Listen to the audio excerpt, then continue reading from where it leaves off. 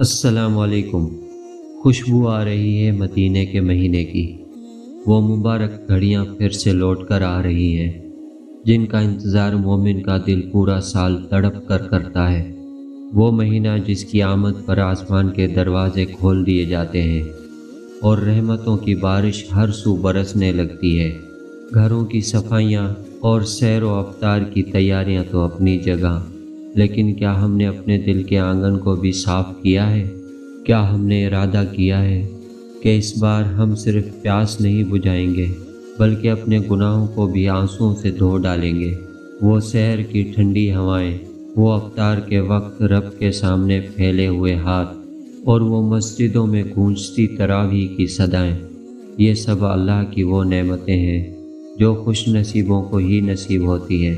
رمضان صرف بھوکا پیاسا رہنے کا نام نہیں، بلکہ یہ ایک موقع ہے خود کو بدلنے کا، اپنے رب سے ٹوٹا ہوا رشتہ دوبارہ جوڑنے کا اور انسانیت سے محبت کرنے کا۔ آئیے اس بار دسترخواں سجانے کے ساتھ ساتھ کسی غریب کا چولہا جلانے کی بھی فکر کریں۔ اس بار عہد کریں کہ ہماری زبان سے کسی کا دل نہیں دکھے گا اور ہماری آنکھیں صرف وہی دیکھیں گی جو میرا رب پسند فرماتا ہے۔